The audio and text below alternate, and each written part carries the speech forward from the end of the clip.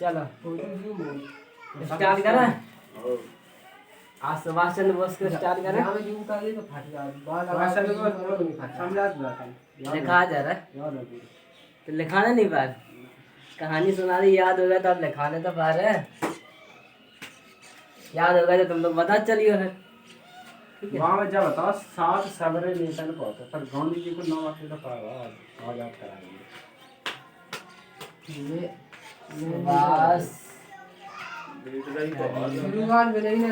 सुभाष चंद्र बोस, ठीक है। नेताजी बोस यानी सुभाष चंद्र बोस। नेताजी को ने बोल किसने कहा था सुभाष चंद्र बोस को? अनुज, सुभाष चंद्र बोस को नेताजी किसने कहा था?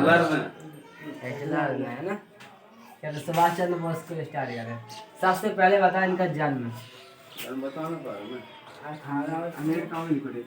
बताओ, पूरी डेट सुभाष चंद्र बोस का। पूरी डेट बता।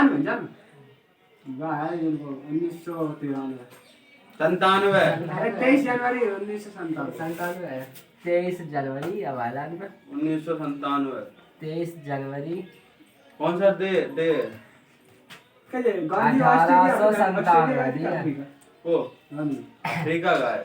अफ्रीका ही में कोई 23 जनवरी 1997 मतलब आजादी के बाद पैदा करे हो। 1897। आजादी के बाद पैदा करे। 23 जनवरी 1897 कौन सी जगह? कटक में, कटक उड़ीसा। कटक उड़ीसा। अरे कौन सा उड़ीसा राज्य के अंदर है कटक। यहीं पे सुभाष चंद्र बोस का जन्म हुआ था, ठीक है। कटक में कौन सी 2 चीजें हैं? कटक में एक का है देखो 12 स्टेडियम। 12 स्टेडियम है को है 12 स्टेडियम। और दूसरा कौन सा? चावल अनुसंधान, है ना। चावल अनुसंधान, राष्ट्रीय चावल अनुसंधान केंद्र। राष्ट्रीय चावल अनुसंधान केंद्र। ये भी कहा है कटक उड़ीसा के अंदर है, ठीक है। अब शांति से बैठ रहा, पूरी कहानी सुन ले बस। सुन तो नहीं है, तुमने लिखाना है मैं तो बस, ठीक है। जैसे इनका जन्म होगा पूरा, ठीक है। अब इनके बारे में इनके पिताजी को दे वकील का नाम क्या था? जानकी नाथ बोस। नहीं मेरे को नाम आता है। पापा का नाम था जानकी नाथ बोस। ना माता जी को प्रभावती, ठीक है। माता जी प्रभावती और पिताजी का नाम जानकी नाथ बोस, ठीक है। अब देखो इनकी स्टार्टिंग करें अपन। जानकी देखो इनको गांधी जी इतने डीप में नहीं पढ़ना है। गांधी जी से कहा बहुत कुछ समय तो उनकी पूरी कहानी पढ़ेंगे। इनसे वो पढ़ लेंगे, मतलब पढ़ेंगे कहानी की तरह ही, पर फैक्ट वो पढ़ेंगे जो पेपर में बनेंगे, ठीक है। तो सबसे पहला क्वेश्चन, सुभाष चंद्र बोस ने अपनी पढ़ाई किस कॉलेज से की थी? मतलब जो डिग्री की थी विश्वविद्यालय। कहाँ से की थी? कोलकाता। कलकत्ता बोलते हैं ना, कलकत्ता विश्वविद्यालय। कलकत्ता विश्वविद्यालय, यूनिवर्सिटी। कलकत्ता विश्वविद्यालय से उन्होंने अपनी ग्रेजुएशन की थी, ठीक है। कब की थी? स्टार्टिंग विश्वविद्यालय यूनिवर्सिटी है। विश्वविद्यालय को यूनिवर्सिटी कहते हैं। 1919 में, साल देखो 1919 में इन्होंने क्या कलकत्ता से अपनी डिग्री हासिल की। कलकत्ता से ग्रेजुएशन, ठीक है। ग्रेजुएशन में कहाँ ग्रेजुएशन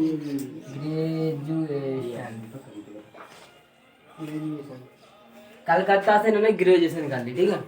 अब उसके बाद 1919 में ये ग्रेजुएशन कंप्लीट हो गई। अब ग्रेजुएशन कंप्लीट होगी तो आप क्या होगा? एग्जाम देंगे। तो इन्होंने 1920 में, ठीक है, ICS का 1920 में ICS इंडियन सिविल सर्विस ऐसा समझो, मतलब कलेक्टर की, जैसे अब UPSC के लेवल के टाइम की मान ले जाए ना, कलेक्टर के लेवल की मान ले जाए, तो वह टाइम पे ICS की परीक्षा में पास करी, ठीक है। सिलेक्ट वाइल, ना केवल सिलेक्ट वाइल की 4th रैंक प्राप्त करी, ठीक है। 4th रैंक भी मिली है। पास अकेले नहीं, सिलेक्ट नहीं, 4th रैंक भी मिली। 4th रैंक हिटलर को नहीं पहचान पाता तो। सुभाष चंद्र बोस जी को 1920 में ICS के एग्जाम में 4th रैंक मिली। लेकिन यहाँ पे क्या था कि ना, अब कोई भी नौकरी करे सरकारी तो सरकारी के ऑर्डर मानने पड़ेंगे। लेकिन यहाँ तो अंग्रेजों का शासन था, तो अंग्रेजों के ऑर्डर मानने पड़े थे। लेकिन इन्हें तो देशभक्ति करनी थी, अंग्रेजों के ऑर्डर से कोई मतलब ही नहीं था, ठीक है। अब साथ में लिखा चलो तुम्हें याद तो है ही। तो इन्हें क्या करना, इन्हें तो देशभक्ति कर लेती, तो इन्होंने क्या किया, छोड़ दी। 1921 में ICS का नौकरी थी, एग्जाम निकाला था, वो छोड़ दिया, ठीक है, पोस्ट से इस्तीफा दे दिया और क्या कर दी, राजनीति में स्टार्ट है ना, अपनी सरकारी नौकरी छोड़ दी और एंड ज्वाइन पॉलिटिक्स 1921 में, ठीक है, ये नौकरी तो छोड़ दी और क्या कर दिया, ज्वाइन पॉलिटिक्स, राजनीतिक क्षेत्र में कदम लगा, ठीक है, पॉलिटिक्स, राजनीति में अपने कदम रख दिए। सोचा हम राजनीति छोड़ी तो 1921 में थी, ज्वाइन तो करी थी 38 में 1938 नहीं, छोड़ने के बाद तुरंत कर ली थी महाराज। 1938 में कहा था अधिवेशन में भाग अध्यक्ष बने थे, कहाँ 1938 में पहुंच गया जाएगा।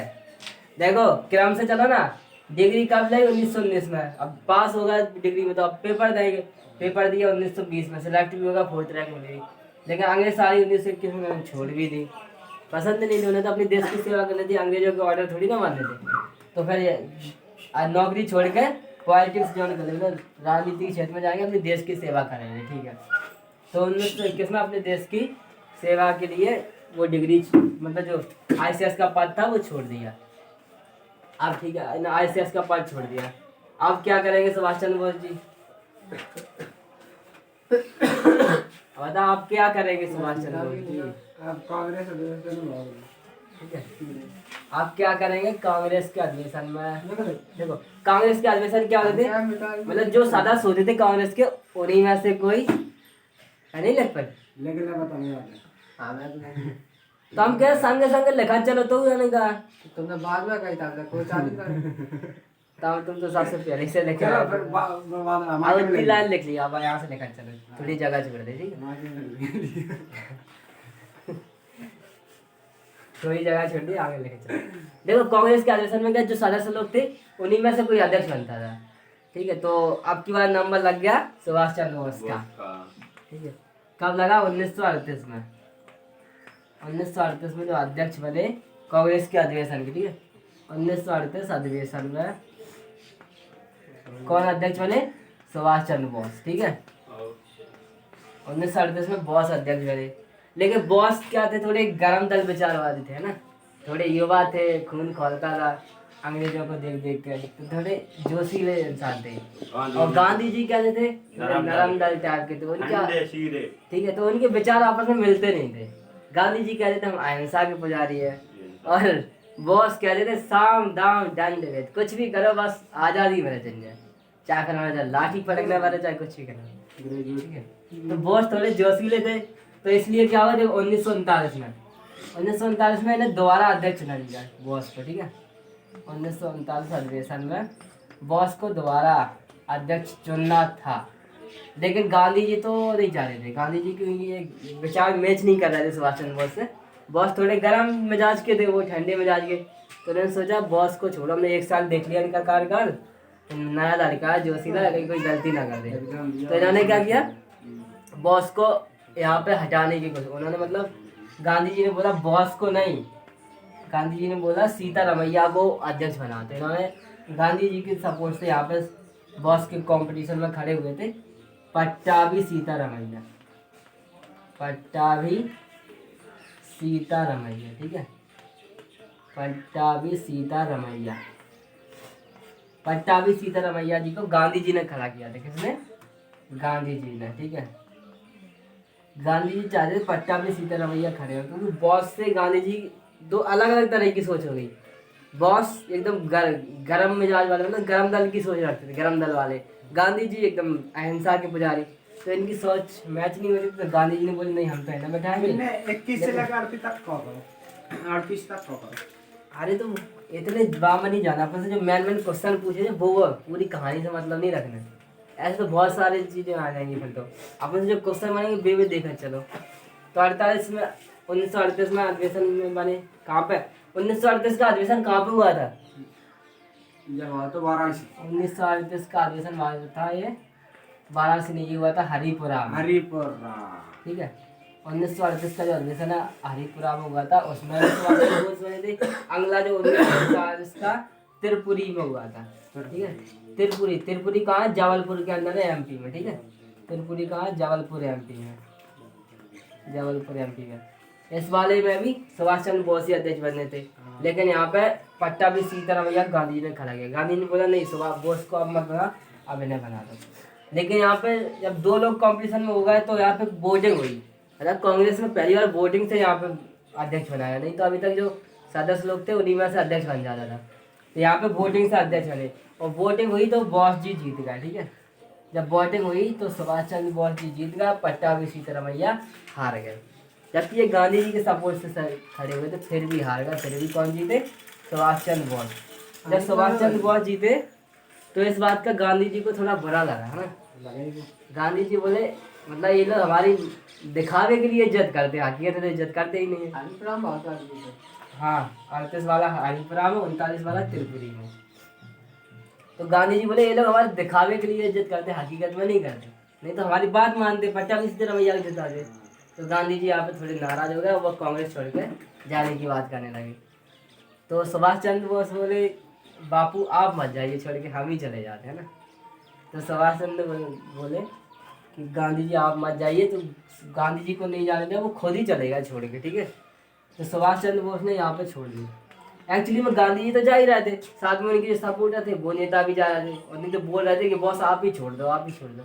और वैसे भी उस समय गांधी जी ज़्यादा इम्पोर्टेंट माने जा रहे थे देश के लिए, तो सब लोग सुभाष चंद्र बोस को ही छोड़ने के लिए तो हम छोड़ तो रहे, हम कांग्रेस ही छोड़ देते हैं। हरिपुरा हरिपुरा ठीक है, हरिपुरा अधिवेशन और दूसरा वाला त्रिपुरी अधिवेशन। ठीक है, तो यहाँ पे बॉस बोले, मतलब सब लोग बॉस से बोलने लगे आप छोड़ दो। तो बॉस ने बोला हम अध्यक्षता के हम कांग्रेस ही छोड़ देंगे। तो 1939 में उन्होंने कांग्रेस ही छोड़ दी और अपना एक नया दल बना लिया। अपने जो उनसे सोच मैच करते थे, गरम नेता थे, गरम दल वाले, उनकी एक अलग संगठन बना दिया जिसका नाम है फॉरवर्ड ब्लॉक। 1940 में ब्लॉक नहीं, 39 की बात है। 39 में वो बने ही नहीं, छोड़ के चलेगा बीच में। पट्टाभी सीतारामैया फॉरवर्ड ब्लॉक रमैया नहीं, हम क्या बार बोल चुके हो, सुना चुके तो सुने नहीं हुआ नाम। अब रम्या कहा तो तुम्हें याद है हम पट्टाभी सीतारामैया कंपटीशन में है, तो बस लिखो लिखा क्या देख रहा है? क्या बार तो सबको बोल चुके, कल लोग हमने पूरी कहानी सुनाई। अब इतने नामों याद नहीं रह रहा तुम्हें, सामने लिखो तो नहीं पहचान में, हमने नाम बता दो। मतलब कौन कंपटीशन में खड़े गए तुम, बिल्कुल बाइक पे देखोगे, हम बोल रहे बस सुनोगे नहीं।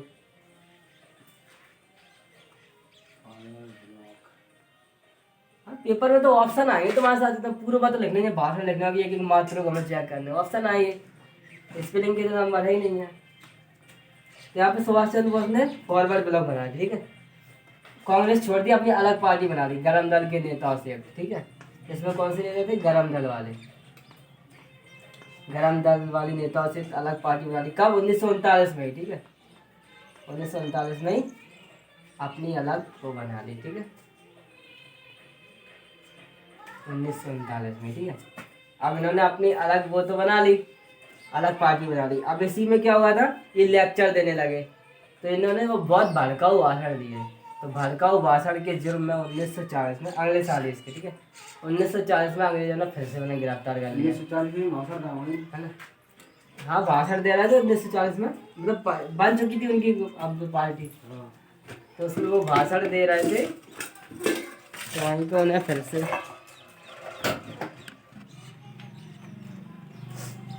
लिख लिया, लिख लो।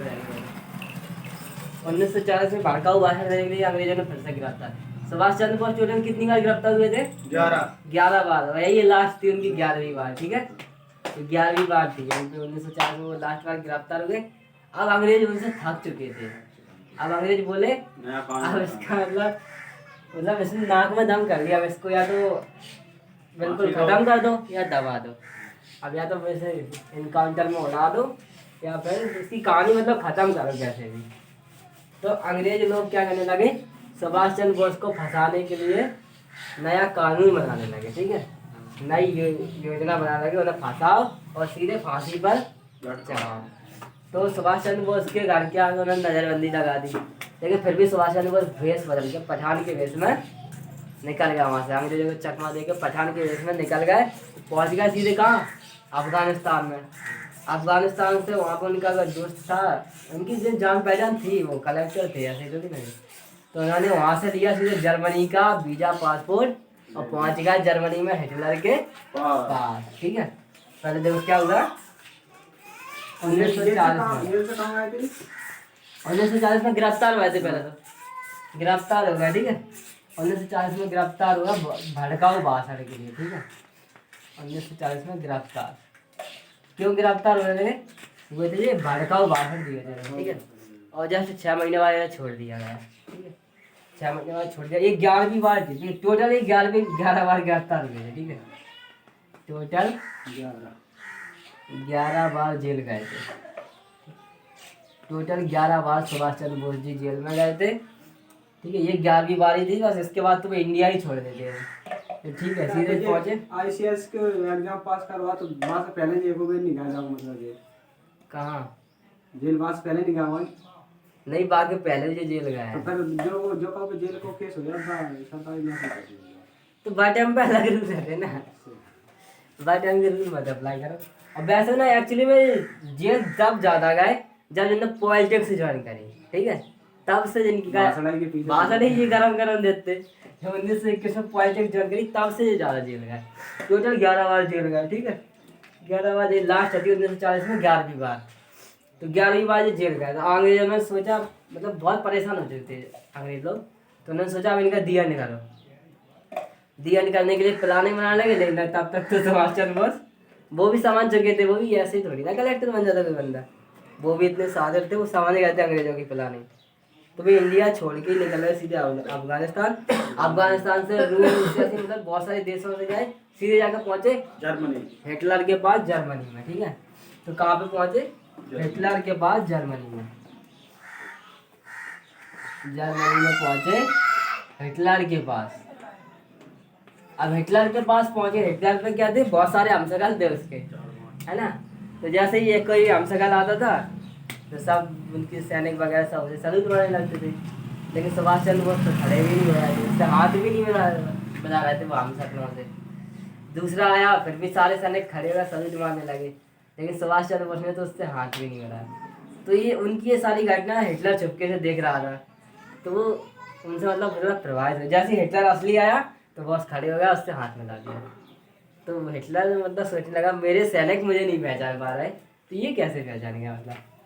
तो सुभाष चंद्र जी क्या बोले पता, सोने की परख सुनार को होती है, लोहार को नहीं, ठीक है। तो क्या हुआ, जर्मनी में हिटलर थे, ठीक है। हिटलर को उन्होंने पहचान लिया, तो हिटलर उनसे बहुत इम्प्रेस हो गया, ठीक है। उनसे बहुत इम्प्रेस हो गया। तो आप हिटलर बोला बताइए बॉस जी आपको क्या चाहिए, क्या चाहिए आपको, ठीक है, यहाँ पे आने का रीजन बताइए। तो बॉस जी ने बोला एक्चुअली मतलब हुआ क्या था पहले, जैसे मान लो ये इंडिया है, अपना इंडिया, ठीक है, इंडिया। तो इंडिया से जो अंग्रेज लोग थे वो सैनिक ले गए थे। देखो जर्मनी का और अंग्रेजों का युद्ध चल रहा था ना, हिटलर का अंग्रेजों का, जर्मनी और ब्रिटेन का युद्ध चल रहा था, प्रथम विश्व युद्ध, ठीक है। प्रथम विश्व युद्ध मतलब जो युद्ध चल रहा था, सॉरी नहीं दूसरा सेकंड वाला ही था, सेकंड कब चला था 1939 से 45, सेकंड वाला था ये युद्ध चल रहा था। तो जो अंग्रेज लोग थे इंडिया से सैनिक ले गए थे हिटलर को मारने के लिए, मतलब युद्ध में शामिल किया था इंडिया से सैनिकों को भी।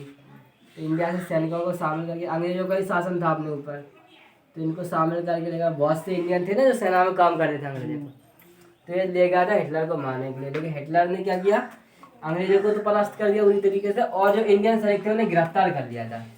तो बॉस जी ने यहाँ पे हिटलर से यही बोला कि हमारे जो इंडियन सैनिक आपके पास गिरफ्तार है वो हमें दे दीजिए, ठीक है। तो बॉस हिटलर बोला ऐसे कैसे देने, वो वापस से आके हम पे हमला करेंगे तो फिर मैं क्या करूँगा, नहीं तो फिर से आके हम पे हमला करेंगे, हमें मुसीबत हो जाएगी। तो बॉस जी बोले आप उसकी टेंशन मत लो, आप बस सैनिक मुझे दो और आप देखो फिर कि जो सैनिक आपको मारने आए थे वो आपके कहने में वापस अंग्रेजों को मारेंगे, ठीक है।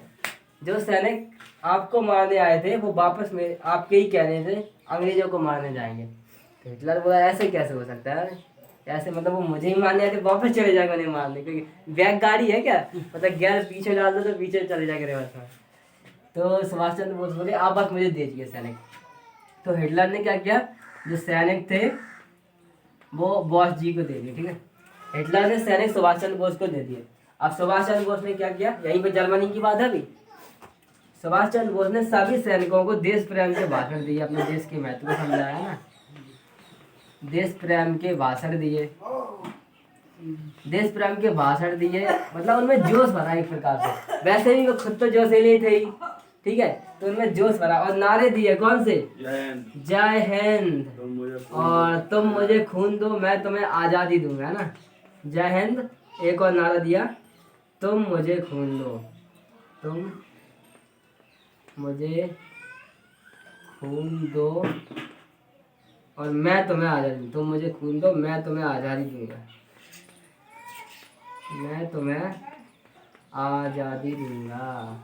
ये किसका नारा था? सुभाष चंद्र बोस के नारे थे।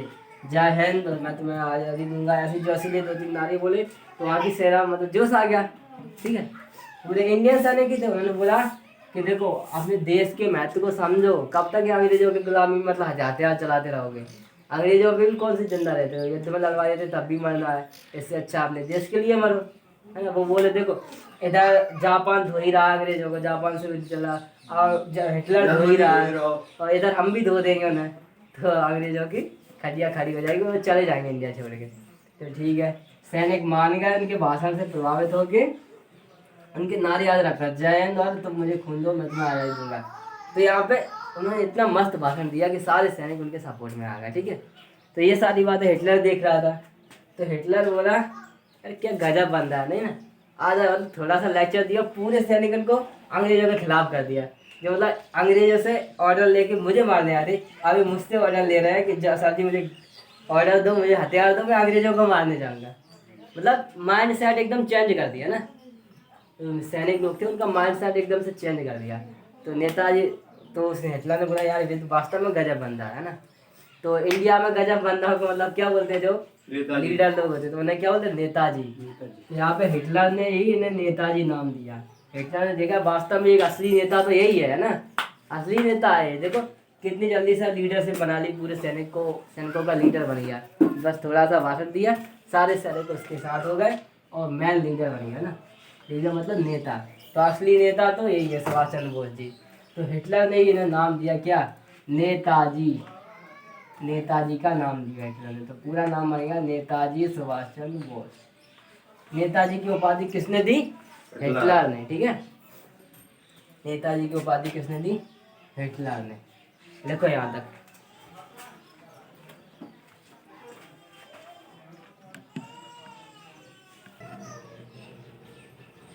चलो लग गया।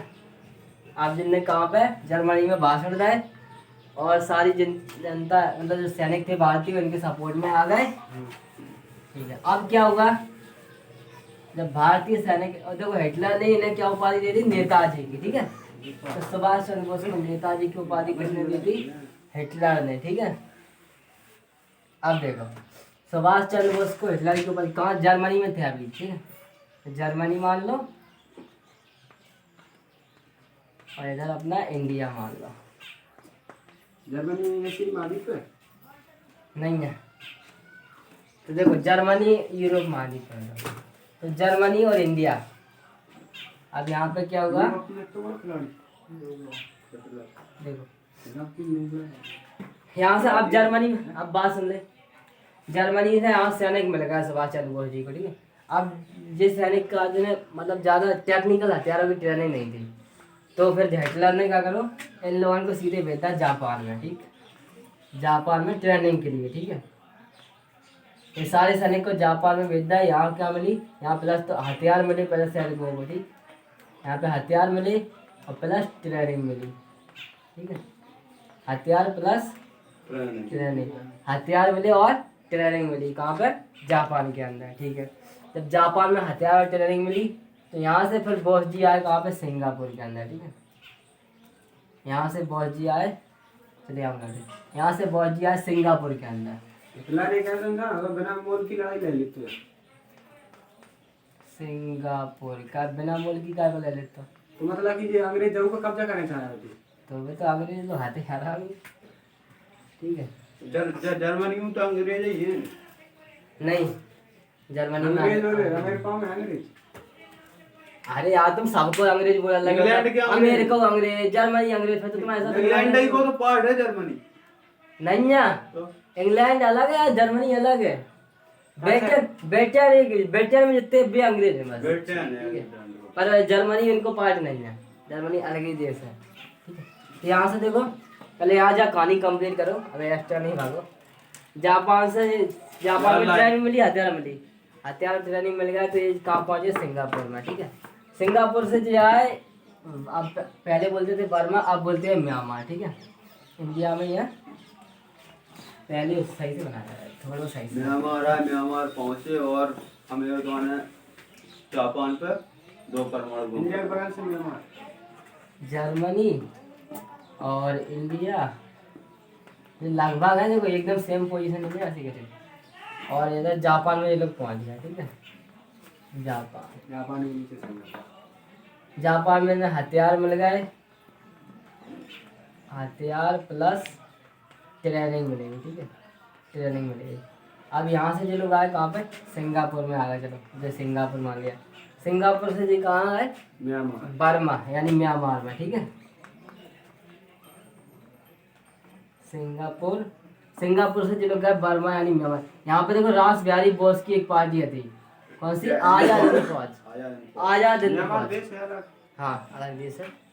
म्यांमार में क्या थी, आजाद हिंद फौज, आजाद हिंद फौज। आजाद हिंद फौज किसने बनाई थी, रास बिहारी बोस ने, ठीक है। रास बिहारी बोस ने आजाद हिंद फौज बनाई थी। हम लिखा देंगे बाद में फैक्ट पर पढ़ने, समझ लो। रास बिहारी बोस ने वो बना दी, ठीक है। ऐसे लिखना हो तो ऐसे लिखा, चलो फैक्ट से अलग में लिखा दे, ठीक। हमें तो याद है। ऐसे लिखना हो ऐसे लिखा, चलो ऐसे भी लिख लो, फिर हम फैक्ट के रूप में अलग से लिखा देंगे। तो आजाद हिंद फौज बनेगी, ठीक है। आजाद हिंद फौज बनाई किसने थी, रास बिहारी बोस ने। किसके आइडिया पे, तो रास बिहारी बोस ने बनाई, ठीक है। रास बिहारी बॉस जो है हाँ इस इन्होंने बना दी। अब देखो इनका आइडिया जो था, इसे बनाने का जो आइडिया था, बनाई तो नहीं थी, पर इसका जो आइडिया था वो कैप्टन मोहन सिंह का था, ठीक है। कैप्टन मोहन सिंह। हम जो सब दोबारा से लिखाएंगे अच्छे से, लेकिन ऐसे अगर समझ के लिखना हो तो ऐसे ही लिखेंगे, बाद में समझ नहीं पाओगे, सीधे फैक्ट लिखे बनाएंगे। हम समझ रहे हैं। इनको आइडिया था, ठीक है। आजाद हिंद फौज में तो ये काम 1942 में जहाँ जुड़े हैं, ठीक है। तो 1942 में जुड़े थे आजाद हिंद फौज में। 1942 में आजाद हिंद फौज कुछ कर नहीं पाई, रास बिहारी बोस में ज़्यादा कुछ नहीं कर पाई। लेकिन जब ये आए अपने जो बॉस जी आए, तो रास बिहारी बोस बोले आप अपनी सेना को इसमें मिला दीजिए, ठीक है। जब बॉस जी सिंगापुर से आए तो आप अपनी सेना को इसमें मिला दीजिए, इसे और बड़ा कर दीजिए। तो इन्होंने आजाद हिंद फौज में अपनी सेना बना ली, मिला ली, और ये पूरी सेना अब सुभाष चंद्र बोस के कंप्लीट में उसमें आ गई, नेतृत्व में, ठीक है। तो अब सुभाष चंद्र बोस जी इसके सबसे बड़े सेनापति यानी कैप्टन बने आजाद हिंद फौज के। अब इनके नेतृत्व में आई 1942 के बाद, ठीक है। वैसे स्थापना किसने की थी, रास बिहारी बोस ने। तो 1942 में मिलेगी आजाद हिंद फौज बनेगी इनकी पूरी। तो ये अपनी फौज को लेके आज बर्मा से वापस आया सिंगापुर, ठीक है। वापस आया सिंगापुर, तो यहाँ पर इन्होंने आज़ाद सरकार की घोषणा करी, मतलब हम आज़ाद है, हमारी सरकार आज़ाद है। अब चलते हैं इंडिया को आज़ाद कर। यहाँ पे इन्होंने 1943 में, ठीक है, 1943 में क्या बनाई, आज़ाद सरकार, आज़ाद हिंद सरकार की स्थापना की। कहाँ पे, सिंगापुर के अंदर, ठीक है। आज़ाद हिंद सरकार, आज़ाद हिंद सरकार की स्थापना की सिंगापुर के अंदर, ठीक है। सिंगापुर में आज़ाद हिंद सरकार बनाई। यहीं पे इन्होंने रेडियो पे, ठीक है, सिंगापुर में ही रेडियो पे बात की महात्मा गांधी से। सिंगापुर में ही रेडियो पे महात्मा गांधी से बात की। उन्होंने कहा हे राष्ट्रपिता महात्मा गांधी, पहली बार राष्ट्रपिता बोले महात्मा गांधी को। इन्होंने ही सबसे पहले महात्मा गांधी को राष्ट्रपिता किसने बोला था, सुभाष चंद्र बोस ने। मतलब क्वेश्चन ऐसे आएगा कि महात्मा गांधी को राष्ट्रपिता की उपाधि किसने दी, सुभाष चंद्र बोस ने, ठीक है। सिंगापुर के अंदर है, सिंगापुर में क्या हुआ, रेडियो पे बात की, मतलब रेडियो पे बोले, एक्चुअली बात तो नहीं हो रही थी, रेडियो पे वहां से भी बोला नहीं, यहाँ से पूरी जनता सुन रही थी यहाँ पे, ठीक है। जनता यहाँ पे रेडियो पे सुन रही थी, तो उन्होंने राष्ट्रपिता बोला, किसे, महात्मा गांधी को राष्ट्रपिता। तो महात्मा गांधी को राष्ट्रपिता की उपाधि किसने दी, सुभाष चंद्र बोस ने। उन्होंने कहा हे राष्ट्रपिता महात्मा गांधी जी, मेरा आपसे कोई बैर नहीं है, बस इस स्वतंत्रता के संग्राम में मुझे आपका आशीर्वाद और शुभकामना चाहिए। साथ में हमारी जो 30 करोड़ जनता उसका साथ चाहिए। तो उन्होंने अपनी जनता का साथ मांगा तो सारी जनता बोली हम आपके साथ हैं। हालांकि वो तो नहीं सुन रहे थे, वो तो रेडियो पे आ रहे थे बस, लेकिन वहाँ फिर भी सारी जनता तो उनके साथ में थी। ठीक है, पूरी जनता को स्वराज चाहिए था यार, अंग्रेजों से सब लोग परेशान हो चुके थे। लेकिन एक घटना हो गई। तो यहाँ पे देखो राष्ट्रपति जो होगा, ठीक है, अब यहाँ से राष्ट्रपिता बोलेगा सही महात्मा गांधी को, राष्ट्रपिता बोले सुभाष चंद्र बोस ने। अब यहाँ से क्या हुआ, अब यहाँ से जो लोग अपनी मतलब इनने रेडियो पे बात की और बोला कि अब हम इंडिया में आ रहे हैं। ठीक है, हम इंडिया में आ रहे हैं, इंडिया के जो जो लोग हमारे साथ आना चाहते हैं वो हमारे साथ आ जाए।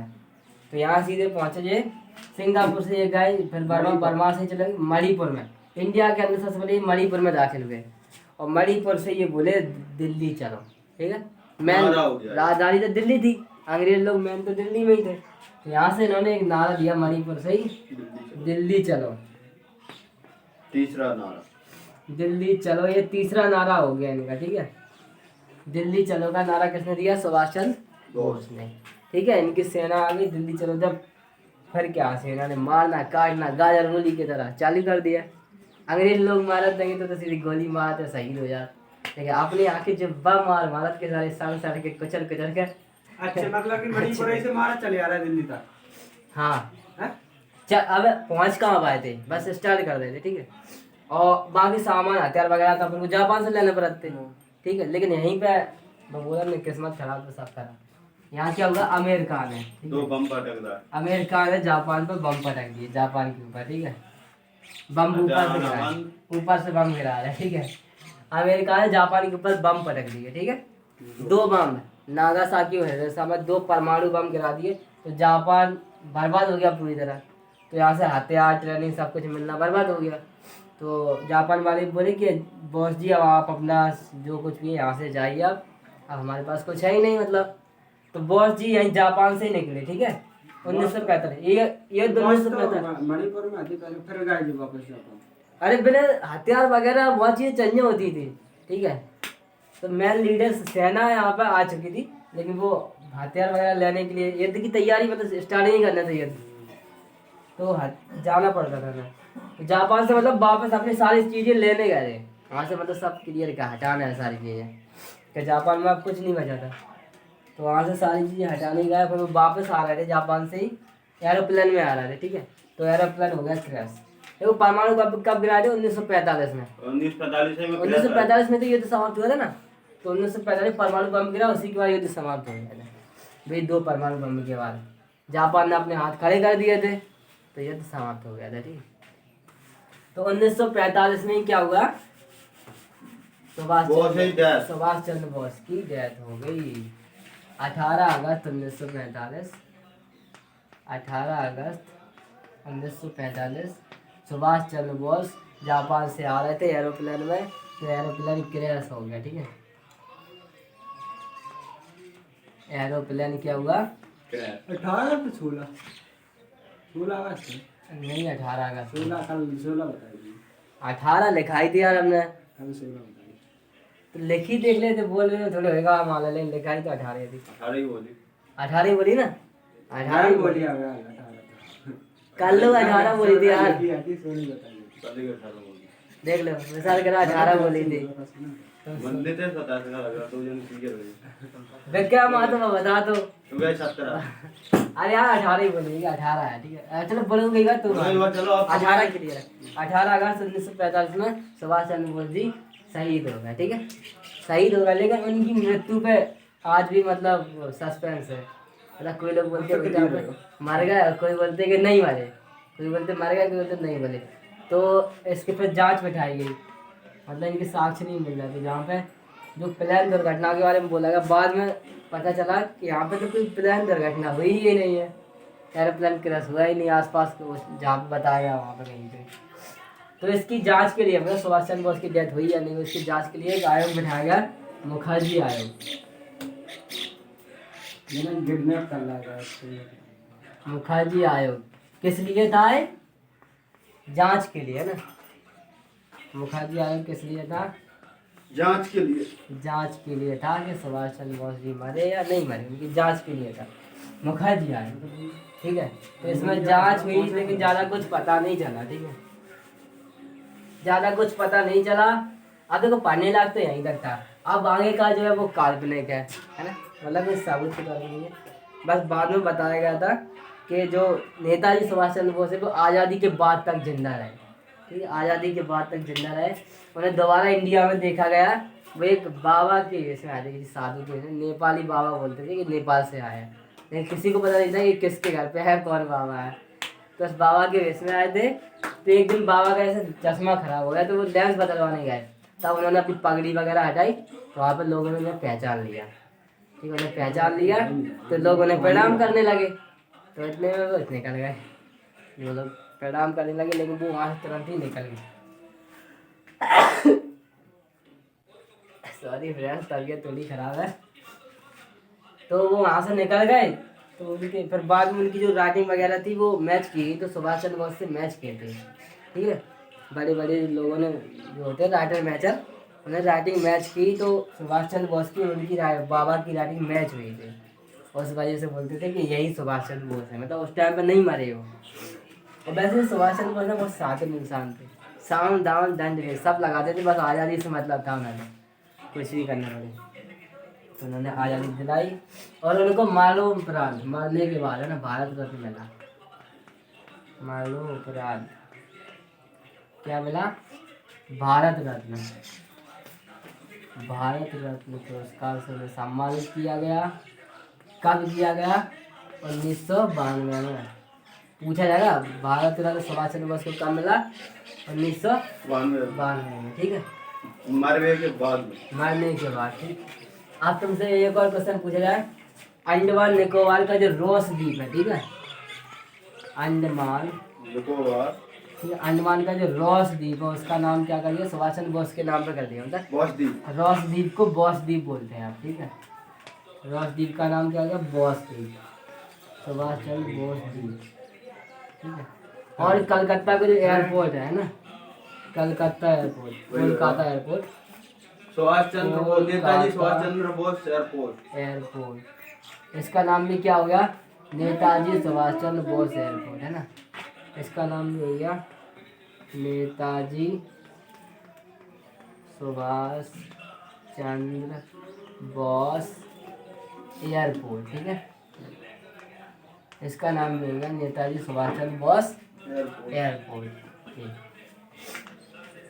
नेताजी सुभाष चंद्र बोस एयरपोर्ट हो गया इसका नाम भी।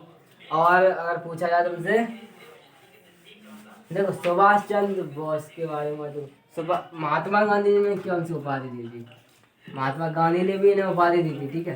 देखो गांधी को राष्ट्रपिता की उपाधि सुभाष चंद्र बोस ने, लेकिन गांधी ने सुभाष चंद्र बोस की उपाधि बोले थे देशभक्तों का देशभक्त, ठीक है, देशभक्तों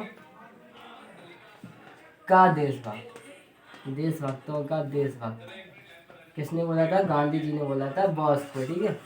उपाधि किसे दी थी? बॉस को, सुभाष चंद्र बोस, देशभक्तों का देशभक्त। और हिटलर ने कौन सी दी थी? नेताजी, नेताजी की उपाधि किसने दी थी? हिटलर ने दी थी नेताजी की, हिटलर ने नेताजी की उपाधि। यार अपन एक क्वेश्चन छोड़ गए, इनके गुरु कौन थे? सुभाष चंद्र बोस के। कल बता गए थे, आज थोड़ा इनके जो गुरु थे, एक्चुअली में जब सुभाष चंद्र बोस जी 1921 में राजनीति के फील्ड में आए, उस टाइम पे देखो सबसे ज़्यादा चर्चित कौन थे? महात्मा गांधी। 1921 में सुभाष चंद्र बोस कब ज्वाइन हुए पॉलिटिक्स में? जब उन्होंने ICS छोड़ दी 1921 में ना, जब ICS छोड़ दी तब उन्होंने पॉलिटिक्स ज्वाइन की थी, पॉलिटिक्स, ठीक है। तो उसी टाइम पे, उस टाइम पे महात्मा गांधी बहुत प्रसिद्ध थे, तो उस टाइम पे वो दो नेता से प्रेरित मिले, एक महात्मा गांधी से और दूसरे चित्तरंजन दास से, जी दो ज़्यादा उस टाइम पे फेमस थे। तो महात्मा गांधी और चित्तरंजन दास से मिले, लेकिन जो महात्मा गांधी थे उनसे विचार ही मैच नहीं किए होंगे, क्योंकि महात्मा गांधी अहिंसा के पुजारी और ये गरम खून वाले हैं, तो अहिंसा के अलावा कुछ आता ही नहीं, आता भी है तो बहुत कुछ, लेकिन इन्हें अहिंसा इतनी पसंद नहीं आई गांधी जी की। तो इन्होंने चित्तरंजन दास को ही अपना गुरु बना लिया। तो चित्तरंजन दास को ही अपना गुरु मान लिया इन्होंने।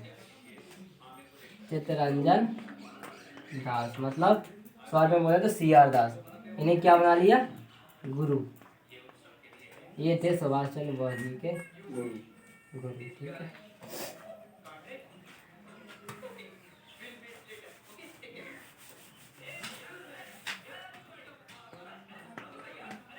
Like, subscribe and share please guys.